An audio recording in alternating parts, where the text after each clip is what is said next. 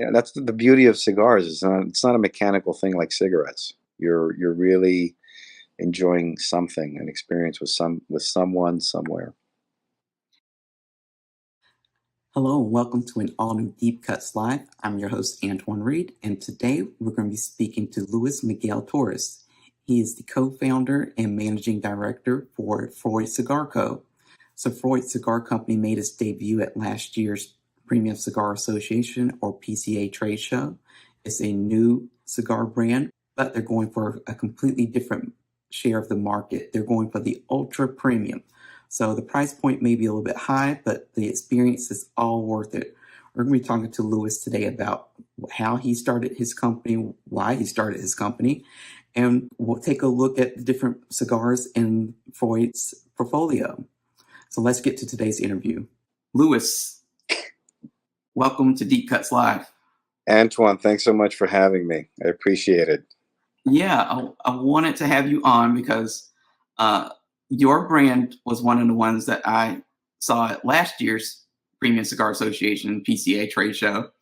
And I kind of watched you all from, afterwards, and you've released some really interesting cigars. And I actually had the Super Ego. And when lots of people in the industry say, like, this cigar has great transitions and stuff like that, personally, I don't see it. I'm not putting anyone down, but I don't always detect the transitions.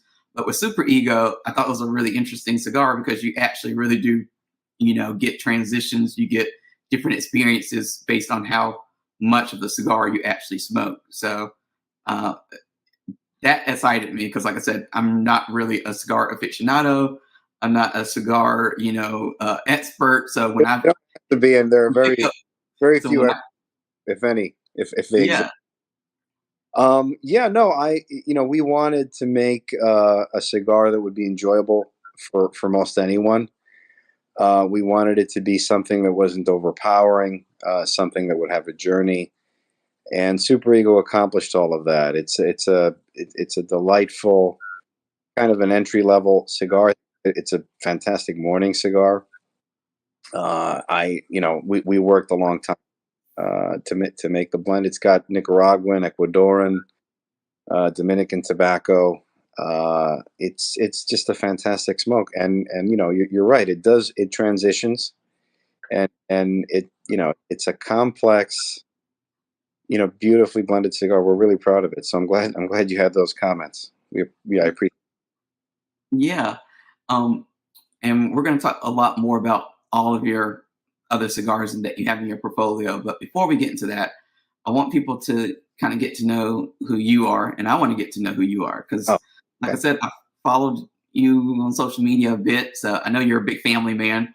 Oh, Um, yeah, no, so I want to know more about you, though. So tell us, where did you grow up? What was your childhood like? What kind of, I know a lot of people in the cigar industry tend to have been exposed to cigars through like a father or grandfather or sometimes even grandmother, before they really got into it. So what was your whole, like that early part of your life like? well, I grew up in Elizabeth, New Jersey, in Newark, New Jersey, in about 15 minutes from Newark, New Jersey. Um, my family is from Spain and Cuba. My mother was born in Barcelona. My father was born in Cuba to Spanish parents. So I'm Spanish on both sides. I'm not gonna I'm not gonna give you the whole Cuban day thing. My father did not smoke cigars. I never saw cigars growing up. It was never something I frankly even saw on the Spanish side. But we were close knit family. I got married in Spain. I still have family in Spain. I identify with the culture. I usually use my full name. Not really with the cigar project, the Miguel, but I usually put my full name, Luis Miguel Torres, on everything. Um, I spent most of my career in the luxury space, luxury retailing. I worked for what is considered to be the Tiffany of Scandinavia, jewelry and watches. And at that point, I worked for Hans Christian Hosgaard, who was the CEO of that company. Later became the CEO of Davidoff. I'm sure it's a name you remember. And had the opportunity to run the Davidoff flagship on Madison Avenue and 53rd Street. And I had dabbled in cigars before that point, but I really didn't know what I was doing, and it ended up becoming this amazing journey. Wow. You were with, you worked with Davidoff during the, what I call the HK era. Yeah, yeah. That was a really I call interesting it. time, I think, for Davidoff. Yeah, I think that's when Davidoff became relevant again. I think everything from the Zodiac Chinese New Year cigars, which were the very first company to do that. Charles Awad, our CMO, who Hans Christian obviously brought in, to the Black Pillar, Baragua cigars, to everything in between. The Art Edition. So I really do think that I was there. I said it in another podcast. It was the golden age of Davidoff, the Renaissance, because it's when it became, when it became relevant again, it became hot, and I got to see, you know, uh, all these amazing, innovative campaigns, all these great blends, and it was really, I didn't know it at the time, but it really informed a lot of what I later. So it was a wonderful time to be there.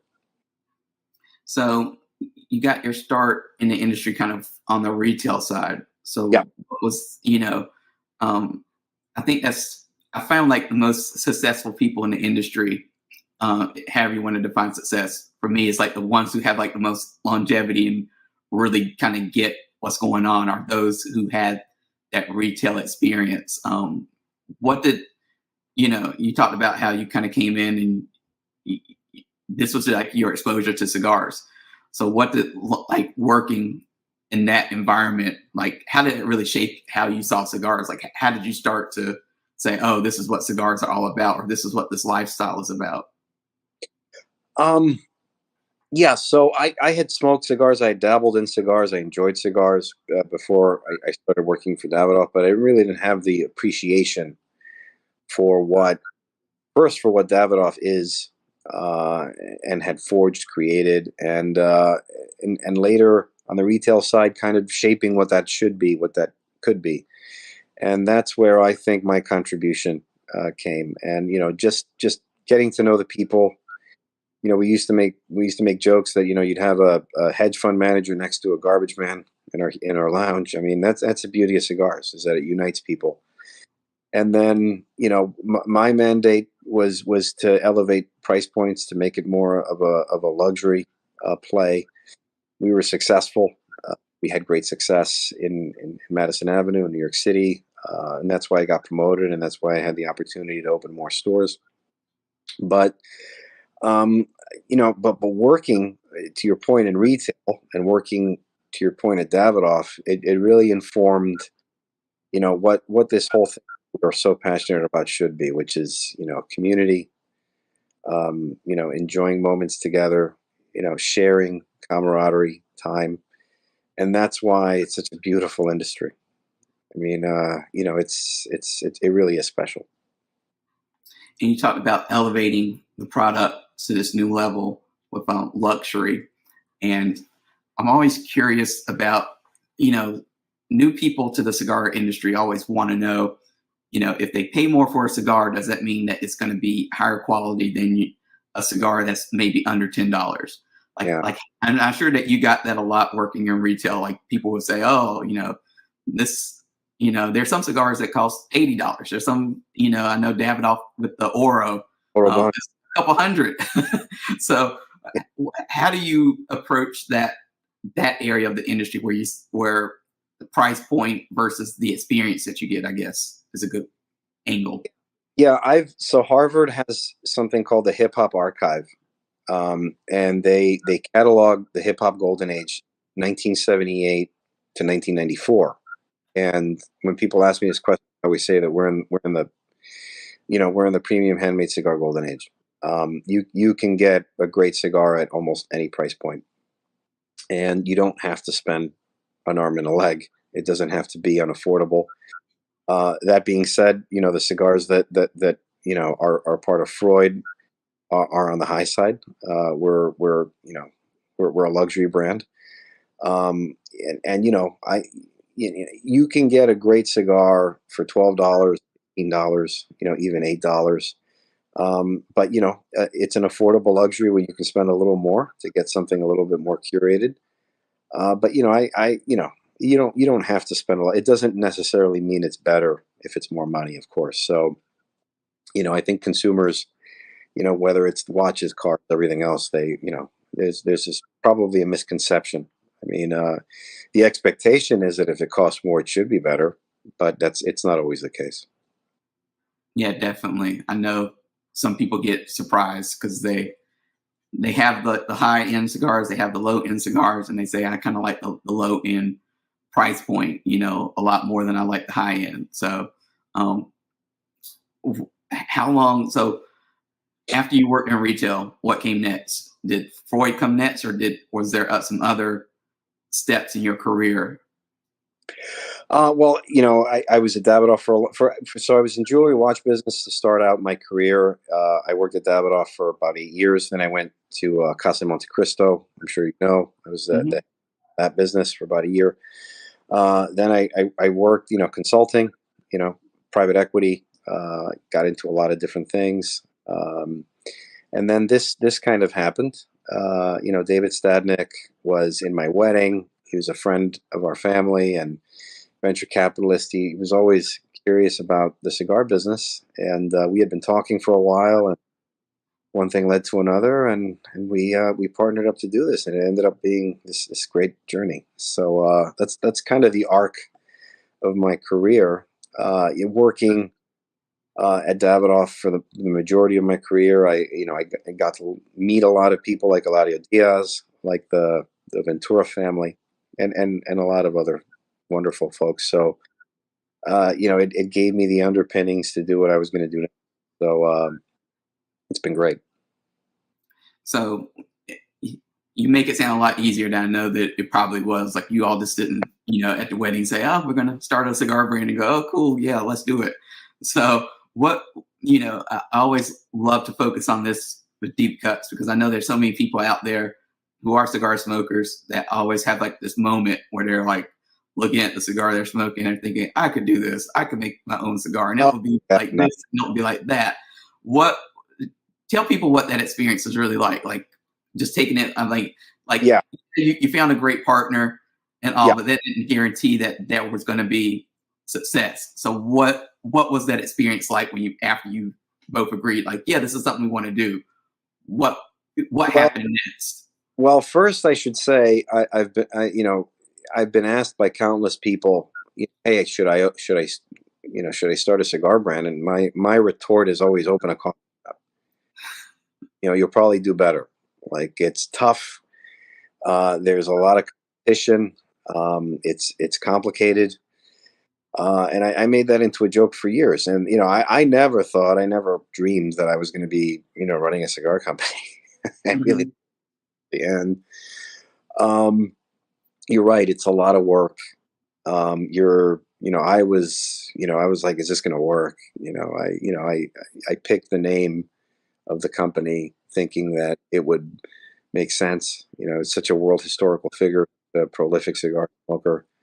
But what you think makes sense isn't always embraced by the market, right? Or the blends Right. you like, right? So it's a million things that go into this, and I'm so thrilled that it worked, and that it's been well received. And I was just looking at the roster of ratings that we've gotten, and all of them, in the high 80s, early 90s, some of them even 96, 93, 94. Everything respectable, at the very least, 88 to 89. Um, and for a company that's just starting out, one of the factories brand new, it's an achievement. So it's a lot. It really is. Everything from what it's going to look like visual to trademarking the marks that you're going to use. What are the boxes like? What are the blends going to look like? We wanted to be different. Everyone's doing stuff in Nicaragua. We're doing it all in Dominican Republic. Uh, everyone's, we're kind of doing what everyone else doesn't do, and we wanted to be different, and we are.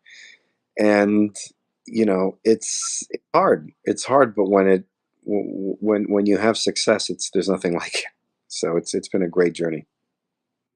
And you were saying that the name kind of just made sense, like automatically. Like a lot of people kind of struggle with the name because I'm sure you go back and forth. Like, do we call it this? Do we call it that?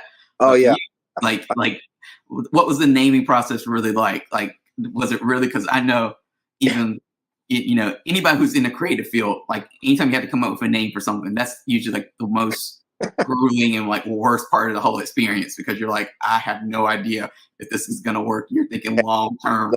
I see I see so many names that folks pick for their brands, especially in the cigar business, and I'm just like, wow, And then, like, hey, they had to call it something, right? Mhm. And it's tough because and they get creative, but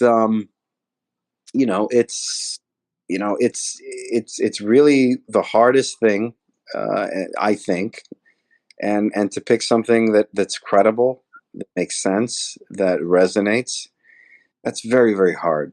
And I just kept going back to how does Sigmund Freud not have a brand? How does he not have a cigar? Like, it's just I was almost positive. I was like, there's no way that this is available. When we got together with our lawyers, and within 48 hours, and we had great lawyers at Denton, White Shoe Law Firm, and they were like, "You can have it." And I was shocked. But what you pick a better name for a cigar brand than one of the most prolific world historic. We've been in contact with the Freud family. Matthew Freud has had our cigars. Our team is house in London, his mansion in Kensington. At some point, we've been talking about the Freud family being part of this. So there is that touch of authenticity down the road. Um, and we've been using everything from Freud's birthday, which we just did in a cigar, celebrating that, to talking about his life and times. So I'm kind of proud of that story and what we were able to create because yeah, I mean, Churchill has a cigar brand. I mean, Davidoff, right? My old company. And it kind of made sense, I thought, that Sigmund Freud should, and now it does. Yeah, I mean, when I first saw it, you know, I wanted to be uh, a psychologist before Oh, anything else. really? When I first went to college, and I don't talk about it much, but my goal, I was like, what do I want to be? I was like, I want to be in psychology because I really like understanding the mind, understanding why people do certain things, why they think certain ways. Uh, the only thing that knocked me out of that was when I realized how much math and science was involved in the whole process, and I was like, okay, that kind of counts me out. But I'm still like, when like I try to read a lot and things like that always interest me. So the whole Sigmund Freud theme to me just stands out, and you all have like really uh, kind of set yourself apart, even like you said with that name. So I was always curious about that background. You know, Yeah, and we're going to get into this, but when I started out on this path, I wanted to name it that, but I also wanted it to be impactful packaging. I wanted to tell a story. I wanted there to be a narrative behind every collection. I wanted the cigars to be, complex, but at the same time approachable. Um, and Eladio Diaz talks about harmony a lot, and a harmonious blend. Something that most anyone can enjoy, and I think we've met that task. I think that's why it's done well, because everything from how it looks, the story we tell, what it's called, to when you smoke it. Pardon me if I sound a little salesy here. Just really, I'm really proud of what we've done. I mean, I just really believe that.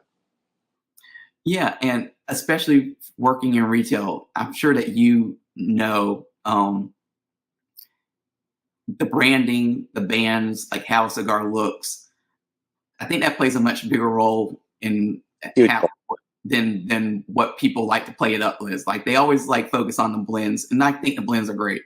But if your cigar doesn't have that visual appeal, and you're in a humidor setting, or even if you're online looking at whatever, and you see a picture, with all the coloring and the, like I said, the band, the artwork, to me that sells a cigar more so than, because you're not going to be there to tell people the blend every time and Yeah, stuff. I mean, I've seen it. Like, there's certain boutique brands that have done a masterful job of it, and just naming it. And these, so I see what they name things, and it's like, wow. I mean, that doesn't really mean anything, but it's perfect because it piques your interest. Hmm. Um, and I think that's part of it. It's visually what it looks like, and what draws you in. Yeah. So you mentioned Eladio several times, and I know that some people outside of the cigar world might not know who he is, but can you tell us a little bit about Eladio? Yeah, sure. So Eladio Diaz was the master blender for Davidoff of Geneva. Um, by the way, I mentioned Davidoff. We're very proud of what we've done, and Eladio's struck out on his own factory. But it's 40 years of his life, almost 10 years of my life. So you kind of have to not mention what you did, where you worked. Right. It's not like we're trying to ride anybody's coattails. Hmm. If you worked at Bacardi 30 years and you started a spirits brand, it's going to be part of your story. But he was the master blender, was the person that created the entire world renowned recognized portfolio of brands. And he left Davidoff about 2 years ago and started on his own. And we've been instrumental in working with him, and being the first brand to go to market with his cigars, and his subsequent collections. I've met Eladio once. I think it was during a trip to the Dominican Republic.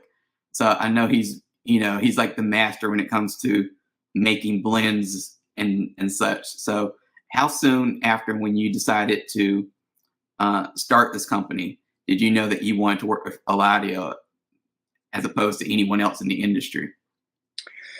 Immediately, we had a meeting. I had a meeting with David and George in Miami on a Wednesday, and the following Tuesday I was on a plane, and that night I was with Eladio. So he wasn't ready yet, but the entire plan from the very beginning was to work with him.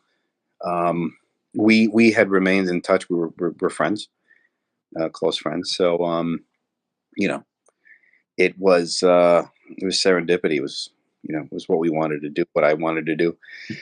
But I also wanted to work with Weber Ventura, my old friend, who makes great cigars. Hmm. As you mentioned, Super Ego is his cigar, and I met with his father and with Eladio on that trip, and I said, these are the two people we're going to work with, and it's worked out great. Yeah, I think that, Henderson is another person in his family that Great. not a lot of people, they're not on the radar because they're, behind the scenes kind of people, but they make great cigars and blends. And I think he's like one of the up and coming, in my opinion at least, up and coming cigar blenders out there to kind of keep your eye on. So I'm sure. Him and his brother, yep, Mhm. definitely. Father, I mean, that whole family is, and the cigars that they're doing for other people. They've built two big boutique brands. I mean, you got to take your hat off to what the Ventura family is doing, has done. It's a shame what happened to that factory with the, Yes. but I love Weber, and we're gonna keep doing cigars with him. It's not just Super Ego kind of was our debut, but we look forward to bringing cigars to market from that family and from the Diaz family. So tell us about the first blend that you worked on for So your company. When you were working on Super Ego, what was your intent? Like, what did you want to accomplish with this blend? yeah, so like I said earlier, I wanted it to be approachable. I wanted it to be something that most anyone could enjoy. You didn't need to be a big cigar aficionado to enjoy it. Something a little bit more mellow, creamy, buttery, something that could get you in the tent. To get you excited about what we were doing. I look back, I think back at, we're always focused on these full body blends, but when I ran retail stores, the bread and butter of so many stores is, Ashton Classic, Ashton Cabinet, Davidoff 1000 series, Avo X,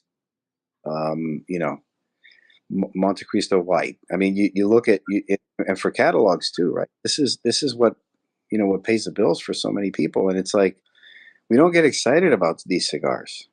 And Super Eagle's a little bit more full body than all blends, but you know, people want something that's easily enjoyed, and that's what I wanted to accomplish with Super Eagle. And who blended that one? Weber Ventura, actually. Wow. So Weber Ventura. that was like what kicked it all off. It kicked it all off. He created. We went back and forth about 6 times, and he created a fantastic blend. I'm really proud. It's funny because the 6x60, the Magnum. I don't really like big ring gauges, and of late we just sold out of. Somebody just bought 50 boxes, the last 50 boxes, and it's like people really love it in the Lonsdale and the Robusto Extra, the Toro. It's embraced. It's a great cigar. I'm glad you loved it. Yeah, like I said, like I try to being in part of media, I always try to try as many cigars as I can. So the artwork is again, that's why I asked that question was like what like stood out to me especially. But I definitely tried it. And like I said, the transitions were like when I usually take a couple of notes and uh they're not long or like, oh, I taste this notes and all this stuff. It's just like what do I like about it? And the transitions for that cigar is like what I liked about it. Cause I was like, you can finally as you're smoking it, taste it change, a changeover. And that's not always easily detectable, at least for me. So I thought it was a great cigar. So when you were creating that blend, what I'm sure that you knew enough about cigars at that point, but what did that whole process kind of teach you about cigars and the whole, blending process that you didn't know before? Oh wow, that's actually a great question. It I kind of thought we were just gonna play around and do 3 4 blends, and I didn't realize it was gonna be like 20. I didn't I didn't realize it was gonna be 3 trips down, not 1 trip down. And yeah, it's a long process to get it right. And yeah, I'm glad that we arrived at that blend. I'm glad that we didn't do something that was kind of like what other folks are doing, that just really full body. Hmm. I'm glad that it was an elegant, approachable, medium body cigar, and I actually really love the sizes we picked. I don't like big gauges, but I love it in this cigar, and the Lonsdale. I just think it's a great collection. So what did you learn from working with Wilbur during that experience? Oh, that it takes time. That you have to put in the time. You have to fly down and taste it and spend time and really invest in the whole process. I think that's what I learned, and then just to get reacquainted with him. Like, we worked together, we were friends, and then just to see him blossom into. I mean, he's kind of like not a big social media guy, not somebody that promotes himself. Uh, Hmm. he was, I said this in another interview, like he was going to be Eladio Diaz's replacement if he ever quit or left and I think he's a star. And his cigars, prove that. I think this will be a good point in the interview to kind of take a walk through your portfolio. So I want to bring up, Yeah. uh, let me set it up real quick. Oh wow. Okay. Yeah. That's great. Yeah. I So, remember. Yeah. like I said, what stood out to me about this cigar was definitely the artwork. Like Yeah. that was the first thing I kind of saw. I think you had it on display at PCA Yeah. 2022. Yeah. And it was just like, you're used to seeing, you know, very ornate bands like this, but to see Freud on a cigar band was like, it was like jarring almost. I was like, wait, what's You know, this? It was like, I think that was like a great way to make people kind of pause and stop, because you're like, is that Sigmund Freud? And it's like, yeah, yeah. it is.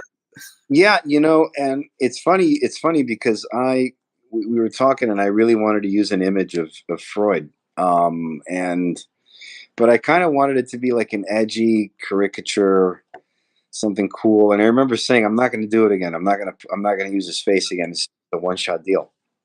And people loved it so much. When we did Alter Ego, we had to do a variation of this. But yeah, it's listen, it's edgy, it's cool, it's eye catching. The the vivid colors, the imagery. If when you open the box, you see that Super Ego logo, the flowers, the Freud logo itself with the two tobacco leaves. It really draws you in, right? And the footband. And I really wanted it to be like a jewel box, like agape. Like we're gonna go through all our cigars, but when you put it on the table, it's like jewelry for the table. You open it up, and it's like wow. And I think we accomplished that with Super Ego. I really do. Now, what artists did you work with for these bands? Oh wow, that's a great. We worked with a renowned graphic designer, so renowned. He's actually designed coins and currency for Hong Kong. Wow. Yes, and he became a friend. Um, Fantastic guy, and he he co-created this with somebody else, and they both kind of merged. And I named it Super Ego. I wanted to call it Super Ego. The moral standards, the whole Freud canon, and it really came out fantastic. And the burgundy lacquered box. Yeah, yeah. Indulge. By the way, we trademarked indulgence. That's kind of our calling card. Whenever you see some of our boxes, you see indulge on it. In the process of creating the art for this, we had this idea to put indulge. You know, and yeah, I'm glad you like it. Yeah, it did come out, I think, fantastic. Now, I know people's palates are all different, but what are, when they smoke the cigar, like what can they expect from the cigar, or this particular blend, we should say? Oh yeah, well, I'm not big into this whole I tasted nutmeg. And not like I just but if we're gonna go there, I think it's a medium body smoke. It's creamy, it's buttery. There might be notes of leather, uh, you know, molasses, I guess. It's just you've got Indonesia in there as the binder. To give it a little bit of sweetness. You got Nicaragua to give it a little bit of kick. Um, and then the wrappers, Ecuador. It's a journey, and it's just a nice, easy cigar. Not everybody wants.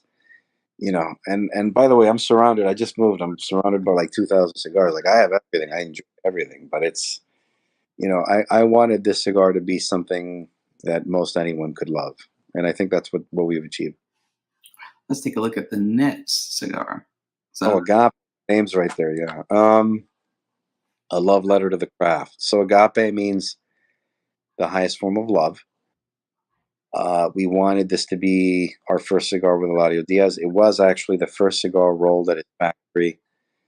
Even before the factory was open, we were already smoking samples of this at his house and in his yard. He has this beautiful house with his whole family drinking rum from these barrels that he has. And this is a little more full body, a little more complex, a little more special. I think Super Ego, although Super Ego, as I said, is fantastic. And this cigar, this very big band that envelops almost the entire cigar. This raw wood ukame box, ukame wood, is an African wood. It retains the most moisture of all woods. We wanted it to be a little different, a little bit more unique.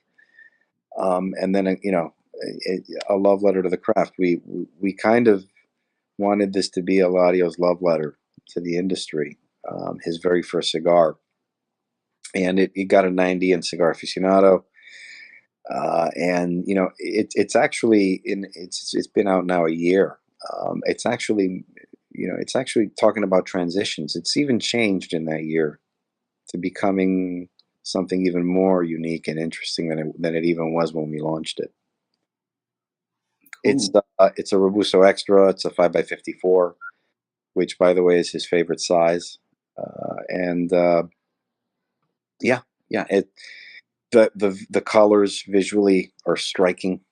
I think the choice of box as well. I'm going to use the term again, jewel box. I wanted it to be kind of like a jewelry box, jewelry for the table. You put it on the table, and it's like wow. So And I yeah, like that. I like because I don't know if there's some brands that will put more attention to the box than others, but oh I yeah, always think like coming at it from a creative standpoint that I always felt like if you make something that you know people will want to keep, it just gives whatever that product is a little bit more longevity. So making it like a jewel box, that's something like somebody might not mind putting out on a table. Just to me, like elevates the whole experience, makes it a little bit more special. oh, I completely agree. I completely agree. And that's why it's a balance, right? Like you see some manufacturers, they go like really Spartan, you know, uh, no frills, and then you've got other folks that are going all out making something, and I think there's a balance, right? And I think that when you put in the time to make it a little bit more interesting, without going overboard, people notice. People Definitely. want people. They're going to throw away the box. Might keep it, but you're buying the whole thing. You're buying.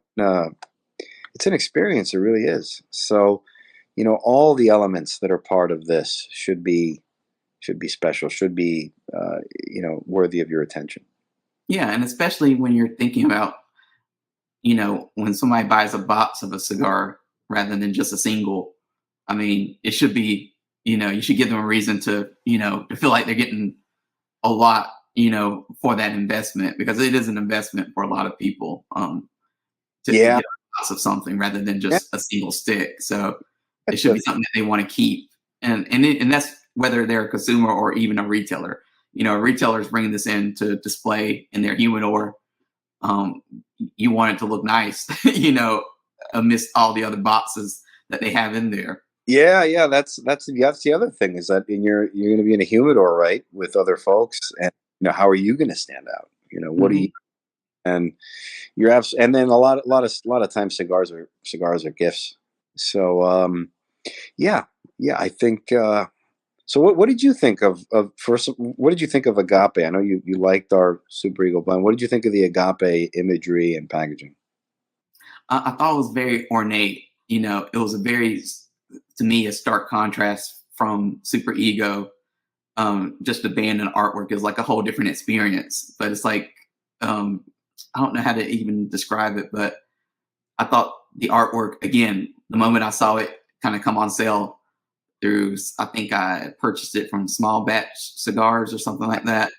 I Great, was great. like, ooh, I was like, gotta buy it, and I haven't tried it yet. But at the same time, it was just like, again, I felt like with Freud, like you all are creating an experience for people. And again, I think some companies do a little bit better job at the experience thing, and you kind of get some companies that kind of give you just a cigar with a very simple band, and I guess they want you to kind of pay attention to just the blend. But at the same time, I mean, I think, like I said, being a graphic designer by nature, I'm always looking at artwork. So for this one, I was like, ooh, that's nice and it's shiny and it's it feels new, it feels fresh, it feels like modern. It's something I want to try, and I want to keep. Like, I think lots of people love to keep cigar bands, and it's one of those that I feel like obviously it'll be like great to keep, to refer back to just have. Um, I think that also kind of honors like the work that the artist kind of puts into it too, because whether it's a simple band or a very ornate band, I think artists want their work to be something that people want to preserve and keep and show off, and this is like definitely one of those cigars. Yeah, no, this was yeah, I agree. I mean, I'd love it if somebody kept the box and put like their coins, trinkets, whatever. I think I'd love to see this box outlive its collection. We worked hard on it. And thank you. Yeah, we put great thought into every facet of what we're doing. So you're right, and we appreciate your comments. Yeah, definitely. Now, this was another one where I was just like, again, like I like how you all switch it up. Like you're not married to just like one idea. This feels like the sequel, band artwork wise, to like Super Ego, which is in the name also. It's the alter ego of a Super Ego. But again, I thought like the black band, it feels premium. It feels luxury. Thank you. Yes. So look, we spent a lot of time talking about Super Ego. Super Ego is an approachable blend. We were like, you know what? Alter Ego's got to be, the antithesis of that. A more full body blend, something like, the cigars that I usually smoke, Eladio smokes. He didn't always blend what he wanted to blend in the companies he's worked for. And I wanted to use Pelo de Oro, which is one of the rarest cigar tobaccos. I remember I asked him, and he started laughing. He's like, "Yeah, where are we going to get it?" And one thing led to another, and we got some. And yeah, I mean, Alter Ego is very much the antithesis. As the name suggests, very different from Super Ego, more full body. Mexican San Andres wrapper. And the colors, completely different. Black, striking, glossy black. We kept some of the elements. We put the Freud, caricature. We turned it around. We put sunglasses on them. We kept the Indulge band seal, the quality control seals. We just tweaked a few things, and this has been an extraordinary cigar. It's done so well commercially. We basically sold out most of it in the first 35 days. We already have it on reorder. And just a great full body. Like some have a steak at night. You're having scotch. This is the cigar to pull out. And a little bit of a departure from what we did with Super Ego. Not as ornate, not as involved with text, with the visuals. This fantastic Alter Ego, logo, and the foot band, putting Santiago de los Caballeros. It's we're really proud of this. And then finally, this is the latest cigar. Yeah. So that just got to the warehouse on Monday. We launched it at the Tobacconist of Greenwich. We celebrated what this is for, which is May 6th, which was Sigmund Freud's birth day. And double Corona. And this blend, Eladio he codenamed it Orgasmic. I'm not making stuff. I'm really not. He said this is one of this is an incredible blend. It gets me jazzed up when I smoke it. and we wanted to make it into a really regal size. So I had the idea we were either going to do a Salomon or a double Corona. We ended up going with double Corona. But here you're seeing much, again, a little bit of a departure from Agape and Alter Ego, more in line with Super Ego. This really ornate, involved packaging, the colors, the footband, the fonts, everything. It's a really really special presentation, and we're really proud of it. It just launched. Yeah, definitely. So, I mean, obviously people will want to know, what's next? Like, we have the PCA trade show coming up. Are you going to be mainly focusing on these releases, or do you have something new that you're going to be unveiling? Like, what's next for your company? Yeah, well, we've put together, so Alter Ego is 2 months old. This is a week old. So we've got some fairly new collections that are new to market that we're gonna talk to the public about, to consumers about, to retailers about, because we're really proud of them. And that's going to be the focus, as well as our core portfolio with Super Ego, and we do have some stock of Agape left. But we're going to have some surprises. We're working on, 2, 3 blends that are going to be released. I can announce that we're working on Agape 2023. Okay. We're gonna talk about that a little bit at the show. But we've got 2 core collections, limited editions, and we're really happy to have 4 collections to sell and talk about at the trade show. Awesome. So where do you see, Freud fitting into like the future in the industry? Because it's almost like you all are shattering, or you're just completely ignoring, the whole boutique motif that people like to stick on, you know, brands that don't fit into like the big, as they call it in the cigar industry now, the big four. But I would say you all are pretty premium. You're premium. You're ultra premium to some degree. Thank Where do you see, Freud Cigar Company fitting into it? Like, do you want to stay the same size you are now? Do you want to open more accounts? Like, what's the goal? Oh yeah, no, we definitely want to get bigger. I see us having 8 collections. I definitely want to continue pushing the envelope, innovate, creating, great storytelling, packaging, great blends. And I do think that in the luxury space, there's definitely room for somebody like us. There aren't, frankly, really a lot of great luxury cigar brands out there. There are some really big ones that are doing it right, but I think there's room for somebody with a new voice, and I think we're it. So definitely, you know, pushing the envelope, growing, doing things differently, and I think folks are really like doing. So we're happy to see that. Yeah, and I know that there's some manufacturers that have the ideal retail partner, like they only want to be in certain stores. Is that Freud, or do you want, like, That's a where do good. you want to see your cigars at? That's a really good question. Yeah, no, I mean, uh, we're already in like the best stores, frankly. If we're talking about luxury tobacconists, right, that have that clientele, and we are, and we're getting into more and more of them.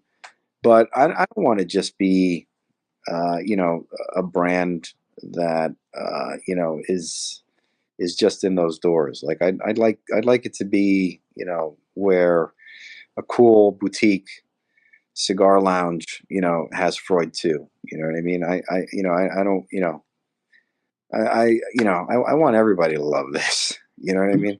It's affordable luxury. Like, I mean, $28 is not cheap, but you know, if you love cigars, you'll find the money. You know what I mean? And honestly, you know, I think we're doing something special. So it's an experience. It's not just it's that's the beauty of cigars. It's not a mechanical thing like cigarettes. You're really enjoying something, an experience with someone somewhere.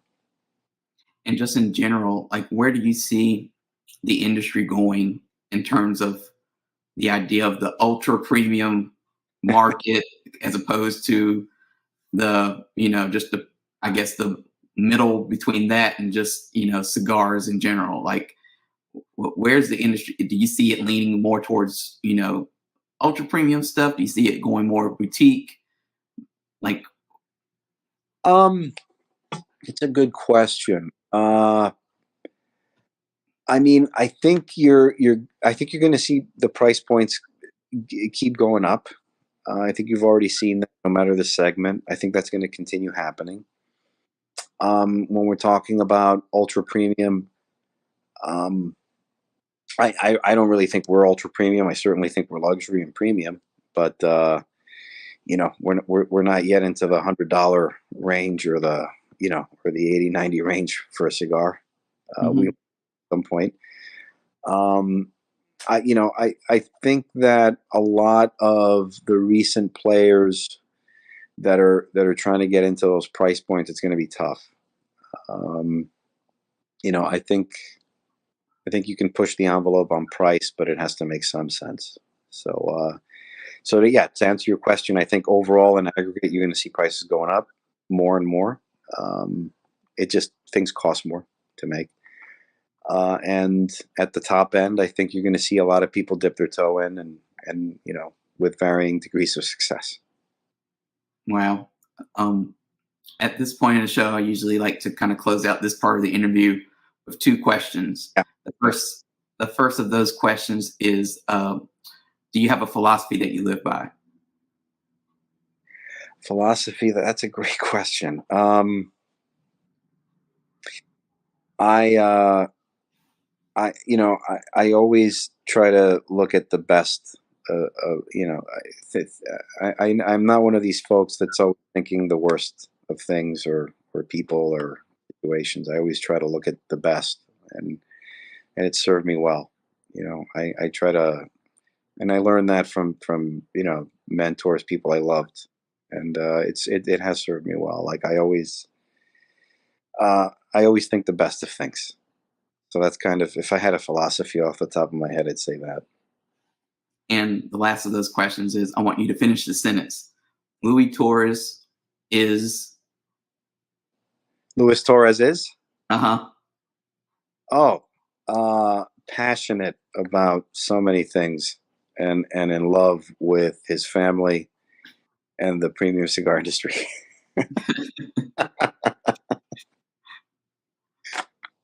I had to give it a shot. Of course.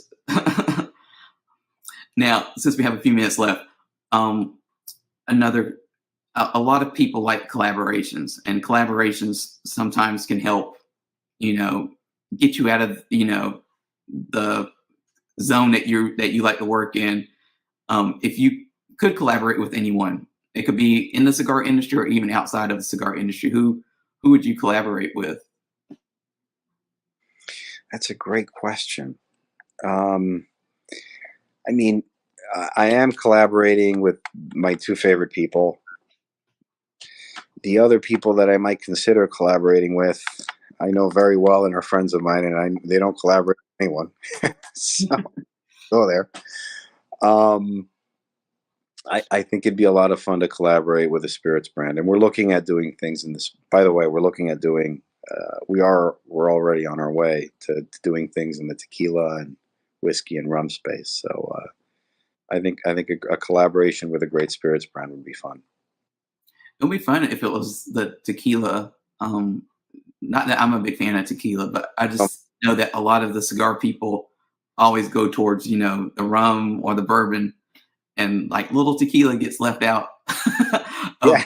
conversation a lot. So I Oh think yeah. it will be an interesting collaboration to kind of bring that world into the cigar world, because it seems like it should have a place in the cigar world. I know that there's a lot of tequila drinkers out there, and I'm sure you and I will see a lot of those when we go to PCA in a couple weeks.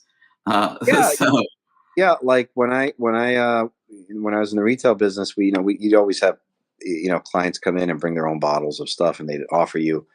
And I started getting into it, and it's a great pairing. It's a great pairing, and yeah, I'd love to do something, a collaboration with with a top shelf tequila brand or spirits brand. I think that would be. I'm gonna do it at some point. I think it'd be a lot of fun. Awesome. Now, for those people who are not watching this live, can you tell people what website to visit, what social media they need to visit in order to kind of keep up with you and Freud Cigars? Oh wow. Yeah. So Instagram, it's Freud Cigar Co. Website is freudcigars.com. If you want to, I'm not a social media guy. If you want to follow me and see pictures of my kid eating spaghetti, it's El Miguel Torres. And the occasional cigar post at yeah, Freud Cigar Co. Instagram and freudcigars.com. Awesome. Well, thank you for coming on. And for those watching, we're getting ready to do some cigar tip and also a cigar. Somebody from the cigar industry is getting ready to ask Miguel a question, and we're going to have him answer it. So there'll be a separate video. So if you want to watch that, you can find it on the channel or on Instagram as well. And also, if you want to watch any of this interview that you may have missed or any of the other 120 some interviews that are out there, you can watch them on youtube.com/deepcutslive or on deepcutslive.com. Thank you.